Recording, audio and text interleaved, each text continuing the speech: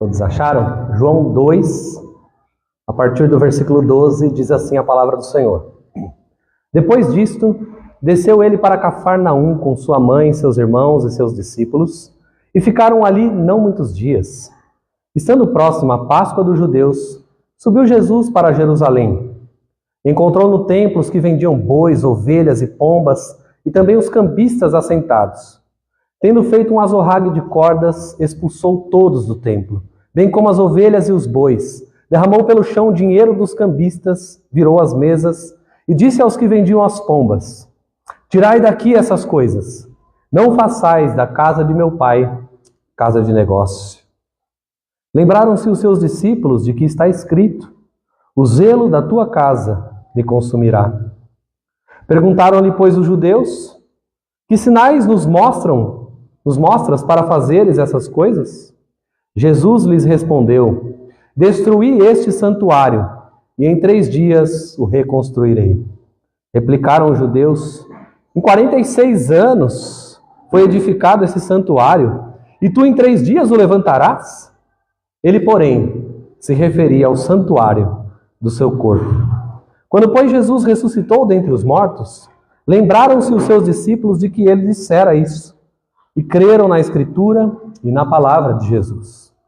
Estando ele em Jerusalém durante a festa da Páscoa, muitos, vendo os sinais que ele fazia, creram no seu nome. Mas o próprio Jesus não se confiava a eles, porque os conhecia a todos. E não precisava de que alguém lhe desse testemunho a respeito do homem, porque ele mesmo sabia o que era a natureza humana. Amém e amém. Queridos, o capítulo 2 do Evangelho de João são 2 retratos que juntos formam uma só imagem, uma só figura. Ou, em outras palavras, uma moeda com 2 lados, mas é a mesma moeda. E, de um lado, nós vemos do versículo 1 ao 11, o Jesus gracioso, o Jesus que supre as necessidades daqueles noivos no casamento, quando acabou o vinho e ele transformou a água em vinho.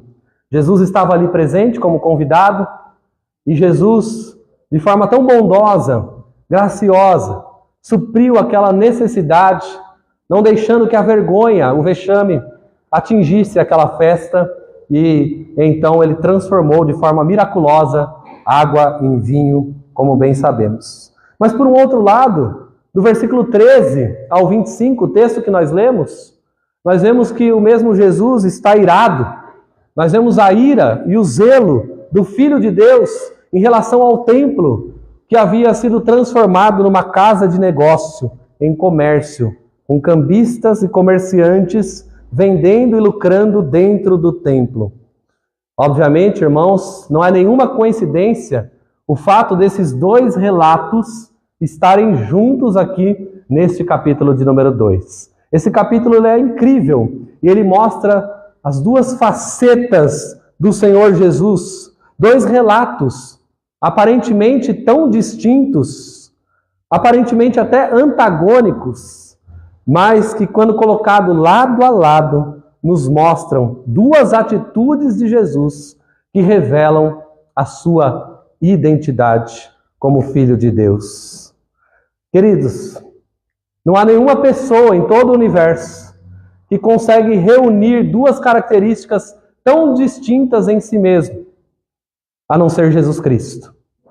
Por um lado, ele é tão cheio de misericórdia, tão cheio de compaixão, tão cheio de perdão, tão cheio de amor, de graça, de fraternidade. Mas, por outro lado, esse amor, essa compaixão jamais são marcados pela injustiça, pela vista grossa, ou pela cumplicidade com o pecado. Pelo contrário, ele é extremamente zeloso, ele fica irado contra o pecado, ele não se contagia, ele não se assenta, ele não compactua com o pecado, com a iniquidade. Ele tem um zelo, um santo furor. Nenhum de nós consegue reunir em si próprio 2 características que para nós são tão concorrentes, que jamais são irmãs ou amigas. Porque ou nós estamos irados, ou nós estamos com amor.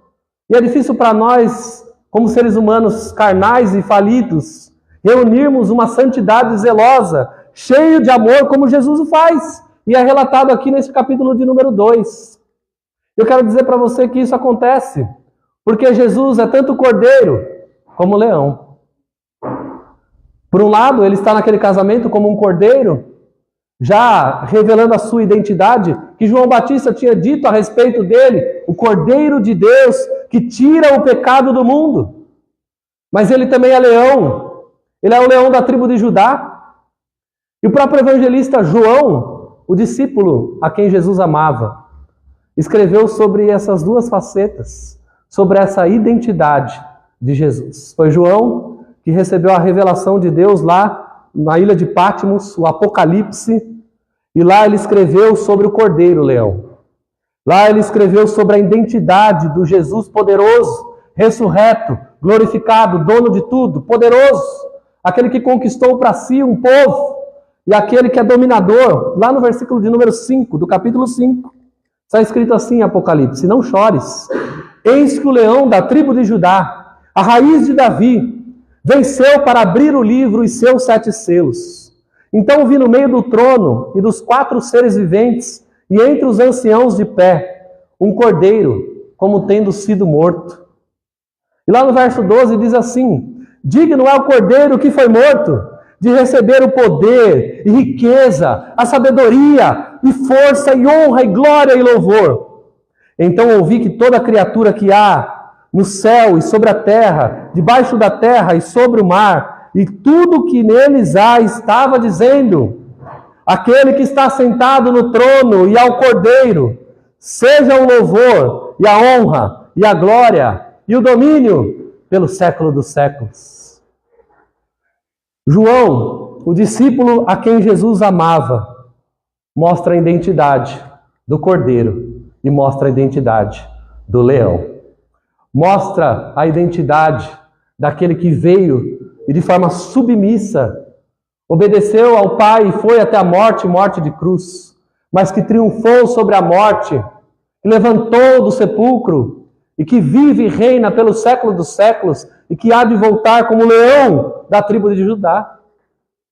Queridos, o cordeiro e o leão são 2 animais completamente diferentes. E na sabedoria de Deus, esses 2 animais são usados de forma metafórica para explicar a identidade do nosso Mestre, do Senhor Jesus Cristo. O cordeiro, por um lado, é um animalzinho dócil, podemos dizer até fofinho, bonitinho, submisso, se torna uma presa fácil diante dos seus opositores. É um animal amável, é um animal doce, é um animal conquistável. Mas o leão não. O leão é feroz. O leão é o rei da selva. O leão é imponente, o leão é dominador, é conquistador, é caçador, está ali no topo da cadeia alimentar. Ele não é domesticável, ele é selvagem, ele é bruto, ele ataca, ele vence. E aqui em Jesus, o cordeiro e o leão estão sendo apresentados para nós.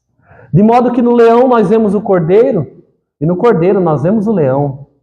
De modo que quando Jesus é caridoso, fraterno, amigo e cheio de compaixão, ele nunca faz isso destituído de justiça e da sua onipotência e poder. Mas ao mesmo tempo, quando ele está agindo com sua onipotência, poder e domínio, ele tem graça, ele tem misericórdia como a de um cordeiro.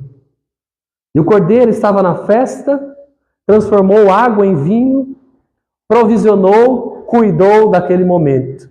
Mas o mesmo cordeiro da festa é o leão que entra no templo e o purifica e faz um chicote para expulsar os animais, vira as mesas e expulsa os cambistas dali. A mesma pessoa, no mesmo capítulo, sendo mostrado e apresentado de 2 formas que para nós são completamente distintas, mas que Jesus, com toda a sua autoridade e poder, reúne em si mesmo. Outro ponto importante que une esses 2 episódios que são relatados aqui em João capítulo 2 é a questão da purificação. Repare você que o recipiente que Jesus utiliza para transformar água em vinho são 6 talhas de pedra. Está lá no versículo 6 de João 2. E lá diz que os judeus usavam essas talhas para os seus cerimoniais de purificação. E é interessante que ali Jesus transforma água em vinho. E o vinho representa o seu sangue. Mas aqui a purificação é no templo. E a gente vê no versículo 21 que esse templo representa o seu corpo, o santuário do seu corpo. De modo que o primeiro relato do casamento aponta para o vinho e o sangue de Jesus. Mas o segundo relato da purificação no templo aponta para o corpo de Jesus, para o pão. O vinho e o pão estão diante de nós nesse belíssimo capítulo do Evangelho de João, inspirado por Espírito Santo, revela a identidade de Jesus. O que separa esses 2 relatos, esses 2 episódios, é o versículo de número 12. Acompanhe comigo a sua Bíblia aberta, a exposição, e faremos verso a verso desse texto tão maravilhoso. O versículo de número 12, que é essa chave, essa dobradiça, na verdade, que conecta os 2 relatos, diz assim: depois disto, desceu ele para Cafarnaum com sua mãe, seus irmãos e seus discípulos, e ficaram ali não muitos dias. Queridos, Cafarnaum foi um lugar onde Jesus morou grande parte do seu ministério e ali realizou muitos milagres. Cafarnaum é uma cidade do litoral, situada ali no Mar da Galileia, a mais ou menos 26 quilômetros de distância de Caná, aonde Jesus estava anteriormente no casamento. Por isso que o texto diz, no verso 12, que depois disso, depois do quê? Do casamento, o que Jesus fez? Ele desceu. O texto diz desceu porque realmente, geograficamente, vocês sabem que o litoral fica abaixo, o nível do mar. A gente usa essa expressão na língua portuguesa, por exemplo, quando a gente fala que vai descer para a praia, Então ele desceu para a praia, Jesus. Tinha um propósito lá em Cafarnaum, depois do evento do casamento em Caná da Galileia. Nessa cidade chamada Cafarnaum, aconteceram muitos relatos, não vou trazer todos aqui, mas um, por exemplo, bem conhecido, é a cura da sogra de Pedro, que estava acamada e com febre. Outro episódio bem conhecido em Cafarnaum é a cura do servo do centurião, aquele que disse, basta uma palavra e o meu servo ficou curado. E então Jesus fala, pode voltar que ele está curado. E imediatamente, realmente, de fato, ele foi curado. Outro episódio conhecido é quando Jesus cura um paralítico, que foi carregado naquela maca pelos seus 4 amigos quando Jesus ensinava numa casa. E não tendo como entrar na casa por causa da multidão, eles tiveram a ilustre ideia de subir no telhado, de abrir o telhado, o eirado, e descer com cordas aquele paralítico diante de Jesus. E Jesus diz, o que é mais fácil então? Perdoar os pecados ou curar? Levanta-te e anda, para que saibais que o Filho do Homem tem autoridade para perdoar pecados. Então existem vários relatos ali em Cafarnaum. Então o texto está dizendo que Jesus foi para lá. Quem que estava na companhia de Jesus? Verso 12. Sua mãe. Quem mais, irmãos? Seus irmãos e os seus discípulos. Chama a sua atenção para o fato de que lá no casamento, somente a mãe de Jesus aparece, Maria. Ela conversa com ele, foi trabalhado esse texto no domingo passado aqui.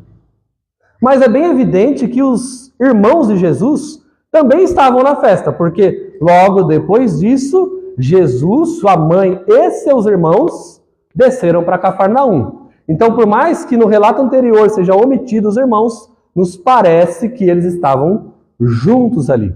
E aqui já cai por terra aquela doutrina da Igreja Católica de que Maria foi perpetuamente virgem.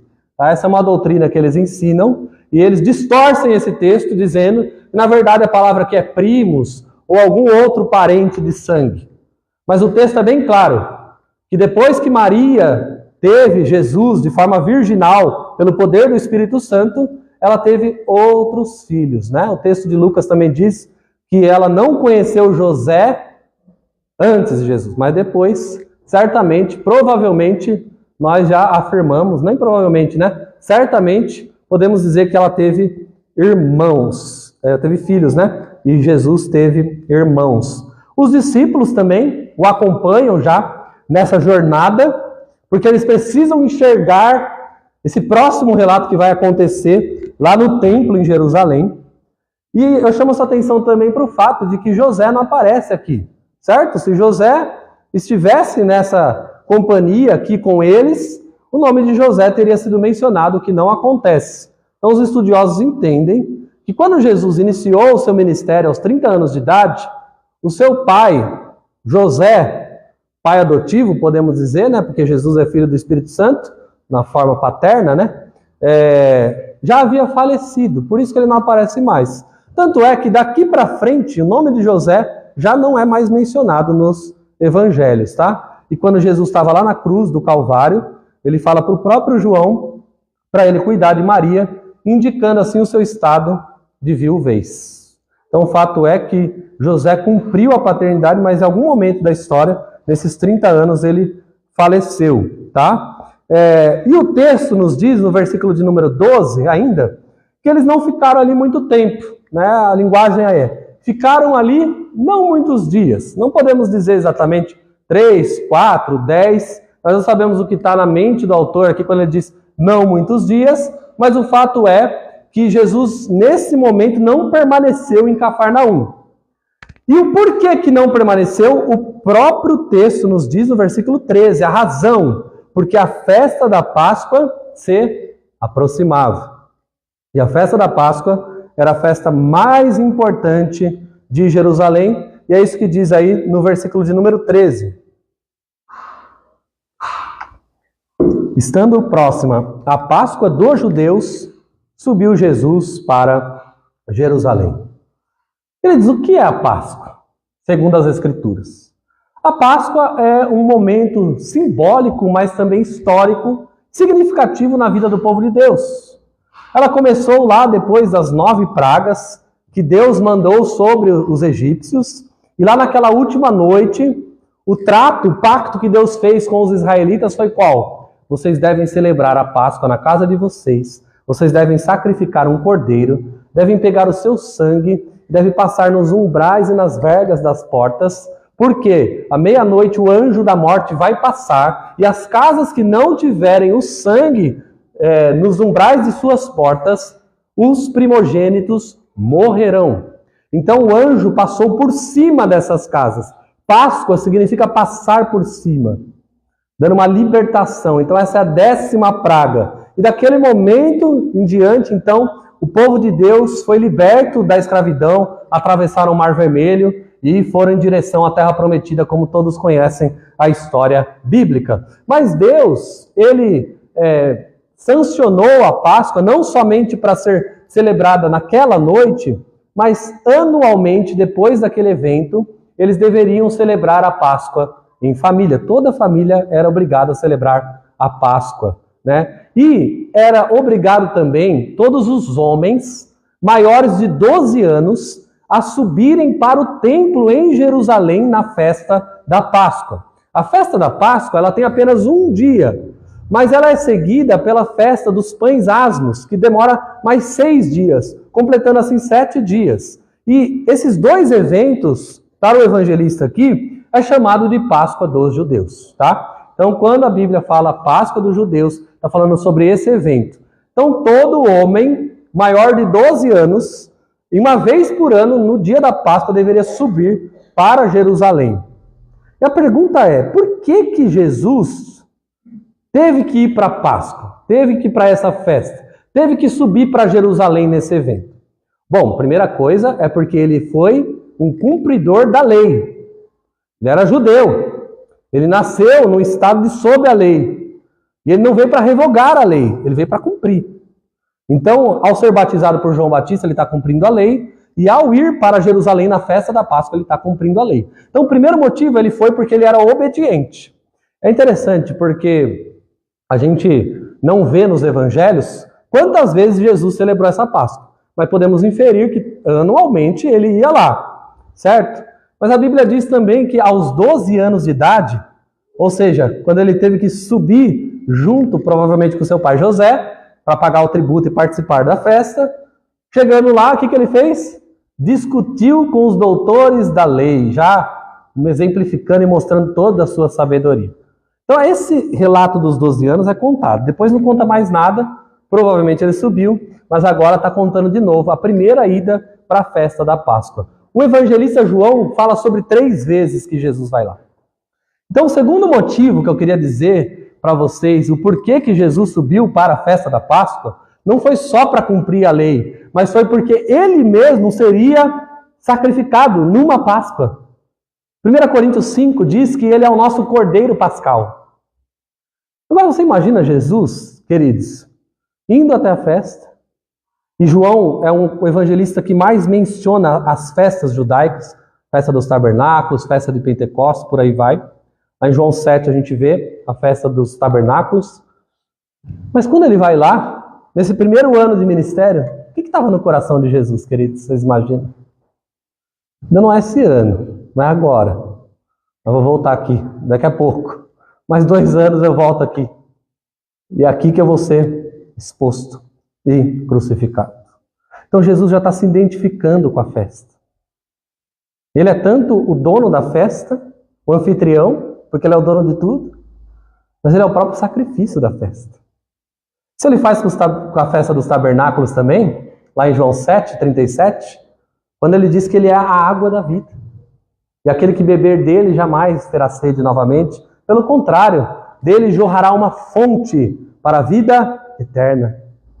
Jesus é a água, Jesus é o Cordeiro, Jesus é o templo, Jesus é tudo. Louvado seja Deus.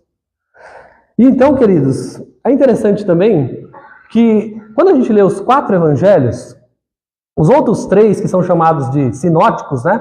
Mateus, Marcos e Lucas, eles descrevem esse evento, esse episódio no final do ministério de Jesus. Na última semana de Jesus, quando ele vai para Jerusalém, é que ele purifica o templo e tem esse evento aqui. E lá tem um acréscimo que ele diz, transformaram aqui num covil de salteadores.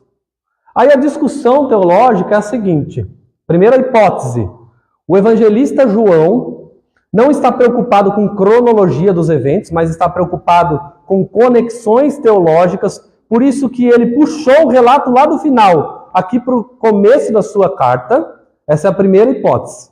E a segunda hipótese é que, de fato, Jesus foi 2 vezes para o templo o purificar. Uma no começo do seu ministério, que é esse aqui de João, e outra no final do seu ministério, que é o que está escrito nos 3 evangelhos sinóticos.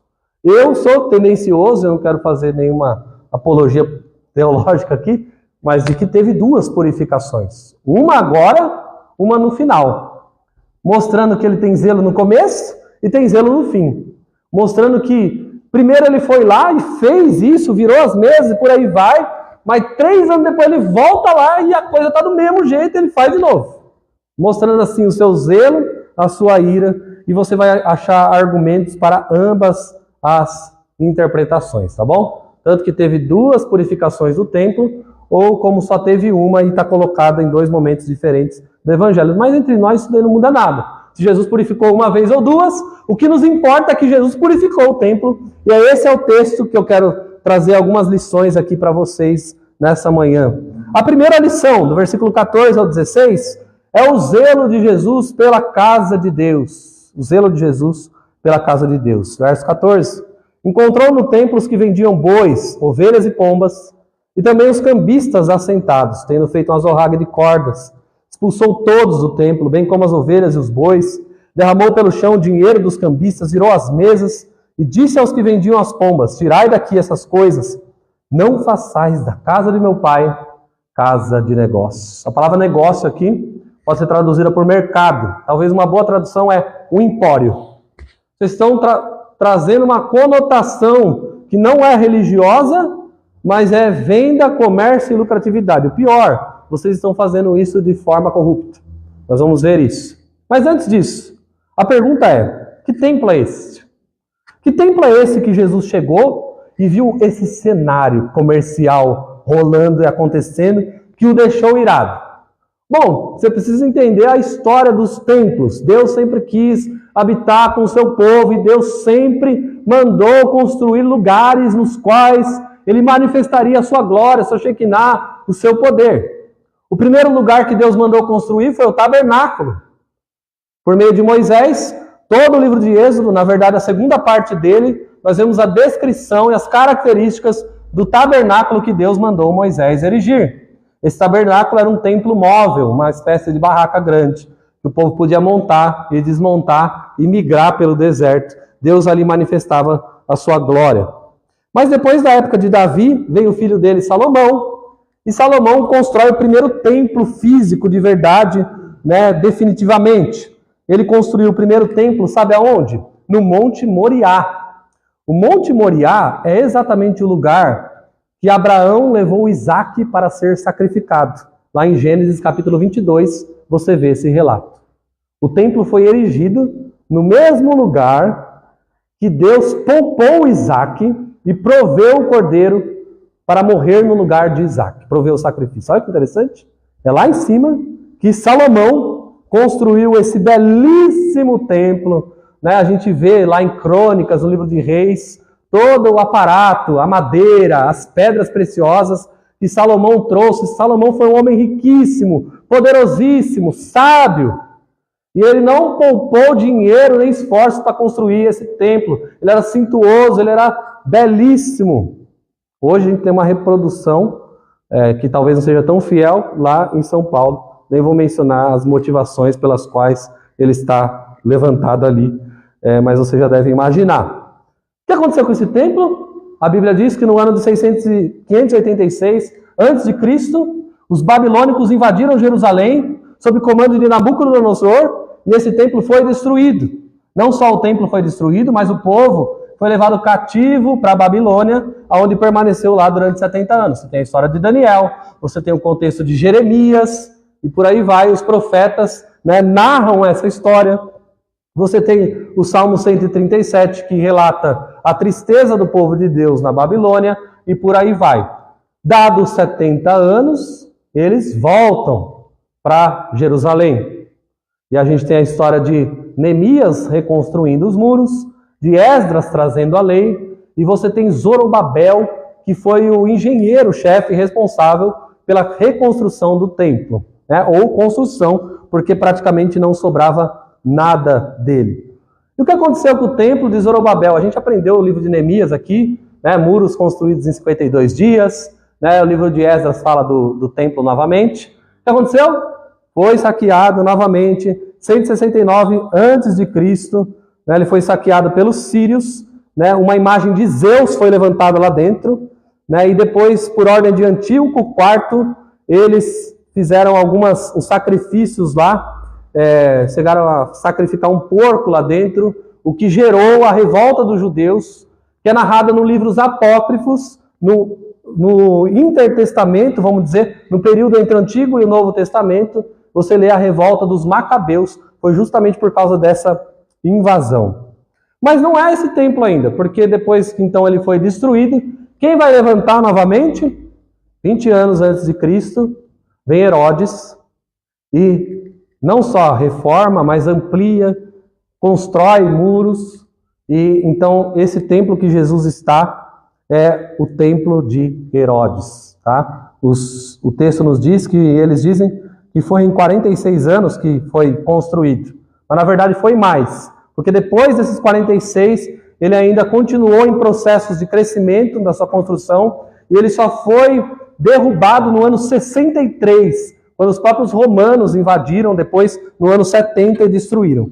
Você lembra que lá em Marcos 13, os discípulos falam que esse belo templo é realmente algo de ficar boca aberta. Eles falam assim: mestre, que pedras, que construção. Ou seja, era um belo templo. É lá que Jesus vê esse cenário. Presta atenção para o fato de que as pessoas vinham de longe. Imagina você levar um animal para o sacrifício lá de um outro lugar, andar 50 quilômetros com ele para sacrificar ou para dar ele como oferta lá no templo. Seria mais fácil você trazer dinheiro e comprar o seu sacrifício antes de entrar no templo. Era isso que estava acontecendo. Mas, queridos, Deus queria que as pessoas levassem o seu próprio sacrifício. Esse é um problema. Segundo, o maior problema não está nem nesse. Está no fato de que os sacerdotes estavam mancomunados com esses cambistas e eles lucravam altas taxas. Né? A oferta era vendida, alguns estudiosos dizem, até 100 vezes mais caro do que uma oferta normal. A gente vê isso no mercado hoje, não é verdade? Quando a demanda é alta, o preço sobe. E quando a noiva vai se maquiar, é mais caro do que quando ela vai se maquiar para algo que não é um casamento, sendo que é a mesma maquiagem. Ou seja, superfatura por causa da necessidade. É isso que estava acontecendo aqui. Outra coisa, eles tinham que trazer o pagamento de uma taxa. E eles tinham moedas estrangeiras. Logo, vamos fazer um câmbio. Só que esse câmbio ele vai ter uma taxa abusiva. É isso que eles estavam fazendo. Jesus sabia de tudo isso. Qual a atitude de Jesus? Veja bem, a primeira coisa que o texto diz é que ele olha, ele vê ali onde vendiam bois, ovelhas e pombos e os cambistas assentados. Ele não fala nada, ele faz uma azorrague, que é uma espécie de chicote, e ele vem, derrama pelo chão o dinheiro dos cambistas virando as mesas. Você imagina, aquelas mesas lá com todo o dinheiro, Jesus vem, põe a mão por baixo e aí, por que ele pega esse chicote? Alguns falam, é para bater nas pessoas. Não é. Jesus nunca bateu em ninguém na Bíblia, tá? A gente viu lá que Neemias deu uma surra nos caras lá e rapou o cabelo deles, né? Mas Jesus nunca fez isso. Mas Jesus pega esse chicote para expulsar os animais. O texto nos diz ainda, queridos, olha só, derramou pelo chão, virou as mesas, mas isso também expulsou todos do templo. É claro que ele não expulsou tudo que estava lá, mas ele expulsou os cambistas. Onde eles estavam? No pátio externo, o pátio dos gentios. Então Jesus vê esse cenário, mas olha a fala dele. Presta atenção, tirai essas coisas. Não façais a casa de meu pai casa de negócios. Tira essas coisas daqui. Agora eu fico imaginando Jesus entrando nos nossos templos hoje. O que será que ele veria? Quanta corrupção a religiosidade causa, não é verdade?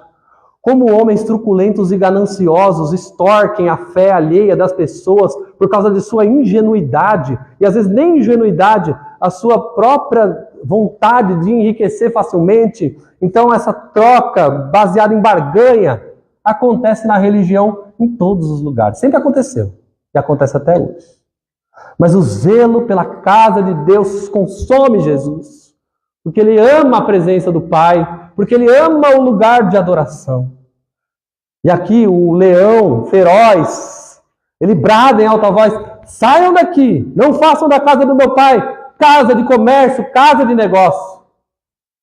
Queridos, esse Jesus apresentado aqui não é o mesmo Jesus domesticado que estão pregando por aí. Você já reparou que o Jesus hoje pregado, ele é só amor.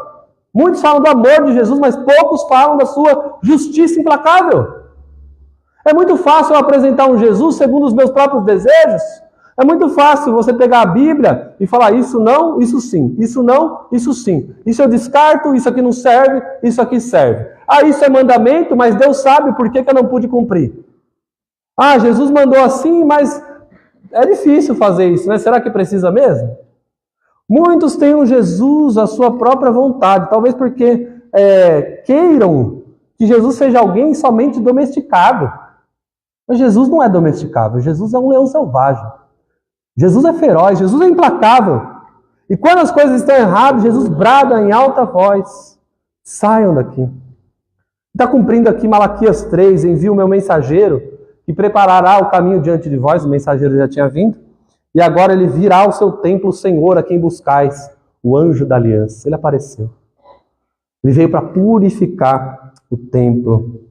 Pergunta para nós, nesse primeiro ponto, queridos, será que temos o mesmo zelo pela casa de Deus? Será que temos o mesmo ânimo de Jesus para confrontar o erro, para fomentar a verdade, para abastecer a justiça que Jesus teve? Sabe, queridos, muitas pessoas já não ligam mais para a igreja. A religião cristã, por mais que o evangelho cresça e pessoas se convertam, em muitos países ela está declinando. Igrejas virando botecos, boates e por aí vai. Muitos não querem mais saber de Deus, da verdade de Deus, do Evangelho de Deus. E é triste isso, mas é a realidade.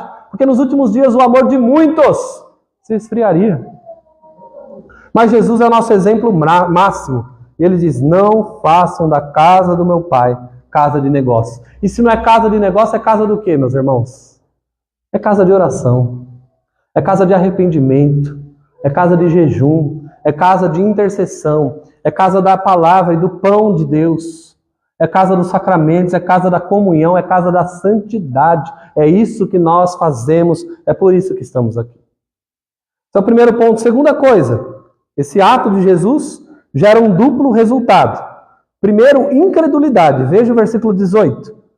Perguntaram-lhe, pois, os judeus, que sinais nos mostras para fazer essas coisas? Jesus lhes respondeu, destruí esse santuário e em 3 dias o reconstruirei. Replicaram os judeus, em 46 anos foi edificado esse santuário e tu em 3 dias o levantarás? Ele, porém, se referia ao santuário do seu corpo. Queridos, olha a pergunta dos fariseus, juntos ali com os comerciantes, talvez os sacerdotes. É isso mesmo? Que sinal você dá? Repara, eles podiam ter replicado, mas aqui é um misto de vergonha, eles sabiam que eles estavam errados. Eles vão falar o quê? Eles vão falar o quê? Eles sabem que eles estavam ali de forma corrupta. Aí então eles falam assim, que sinal você mostra? O sinal é a própria purificação, queridos. Eles que são cegos e não querem ver. O fato de Jesus entrar ali é o sinal suficiente para ele ser mostrado como Messias de Deus.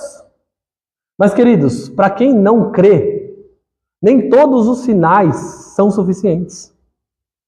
Não adianta. Você pode falar assim, mas se for o próprio Jesus aqui crucificado diante de vocês, aí eles vão crer. Não, Jesus foi crucificado diante de um monte de gente que ficou incrédula. Ele ressuscitou dos mortos, teve gente que falou, provavelmente os guardas pegaram o seu corpo e sumiram com o seu corpo.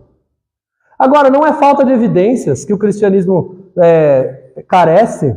Na verdade, as evidências, elas estão em todos os lugares. O mundo é uma evidência.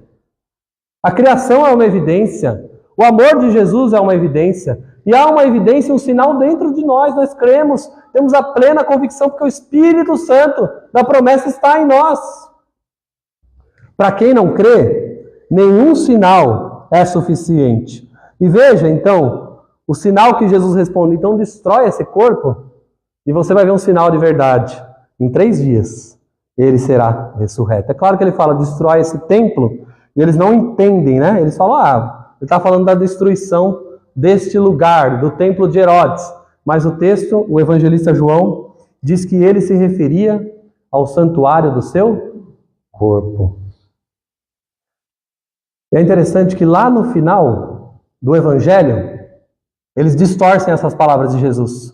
E fala, esse homem falou que ia destruir o santuário, ia destruir o templo. E veja, ele não fala isso, ele fala, destruam esse templo e em 3 dias ele o levantarás. Então, queridos, esse é o primeiro resultado, incredulidade. Em todo auditório, em todo público, em toda pregação do evangelho, sempre vai ter 2 grupos de pessoas. Uns que reagem com incredulidade, você prega, você fala, você anuncia, mas o coração está fechado para as verdades. Mas há também um outro grupo, o grupo dos que creem. Então, o segundo resultado é fé. E veja que a fé está no coração dos seus discípulos. Primeiro, no verso 17, lembraram-se os seus discípulos de que está escrito, o zelo da tua casa me consumirá.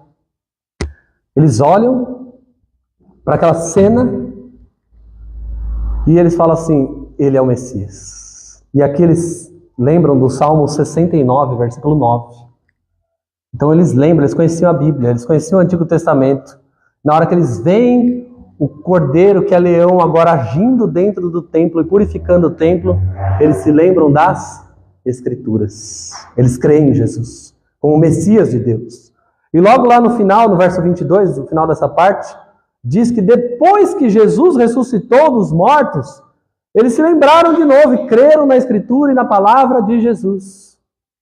Lá no final, depois da ressurreição, depois do capítulo 20 de João, lá os discípulos lembram disso. Ele havia anunciado aqui que eles destruiriam esse corpo, mas em 3 dias ele se levantaria novamente.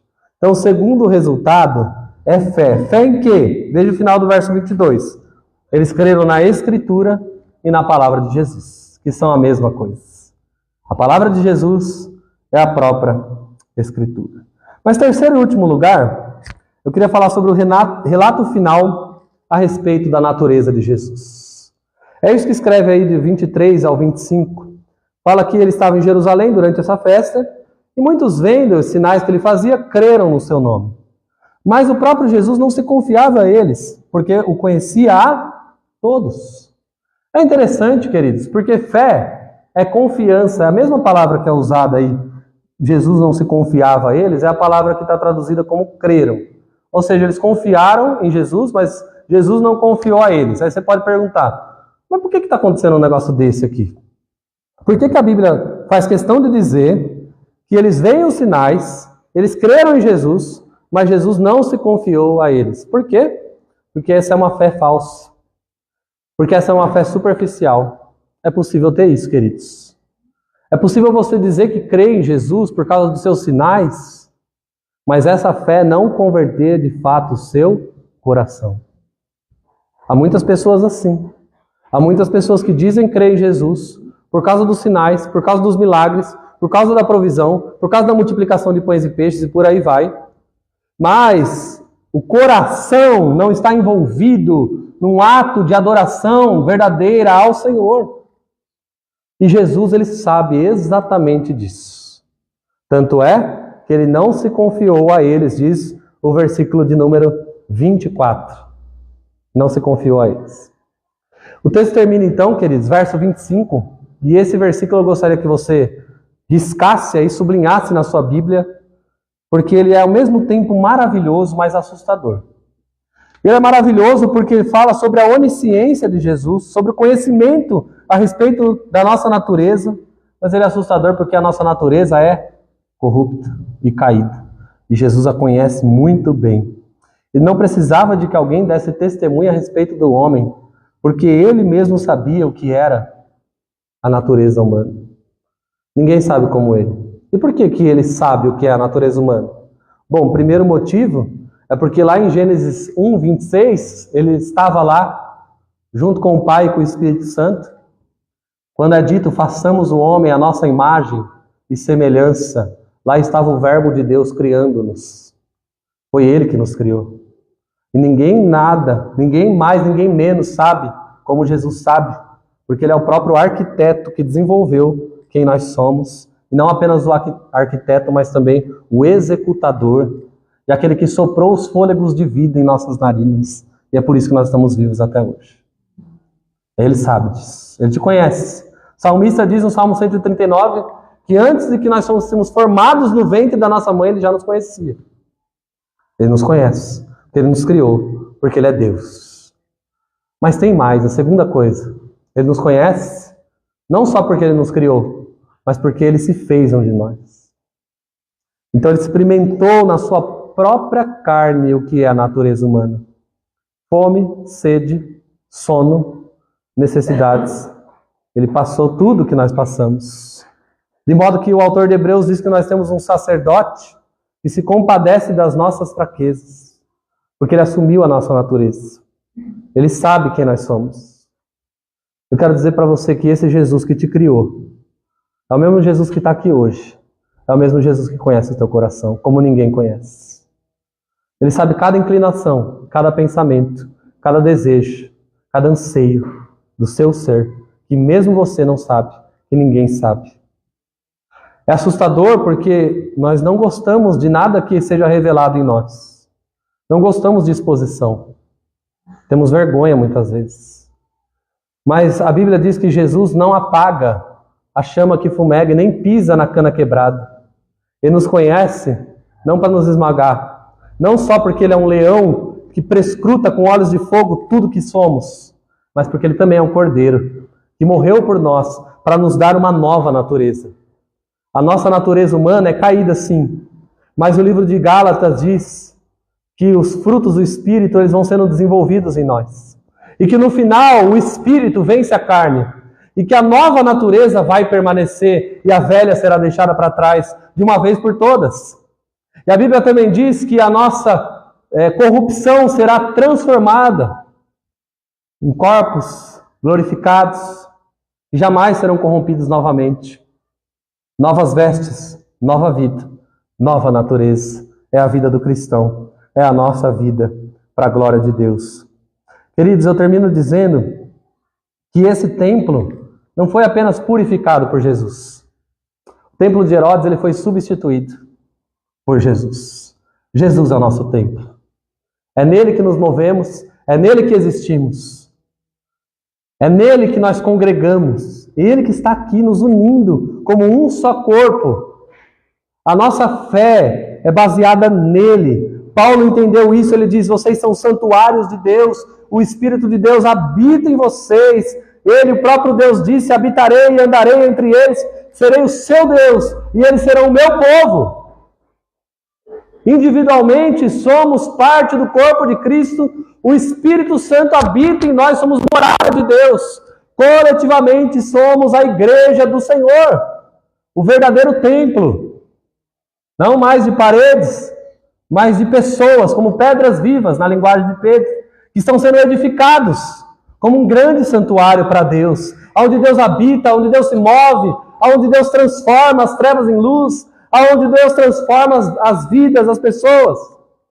Nós somos esse templo, queridos. E como eu já mencionei, esse templo de Herodes ele foi destruído. No ano 70, sob ordem do imperador Tito, ele cai por terra de uma vez por todas. Ele nunca mais se ergueu. Os judeus esperam o tal do terceiro templo, mas nós sabemos que o terceiro templo está aqui reunido, congregando em nome de Jesus. Somos o seu corpo, somos o seu povo. E como Jesus é maravilhoso, ele é o cordeiro, ele é o leão. Ele supre nossas necessidades e ele age com justiça.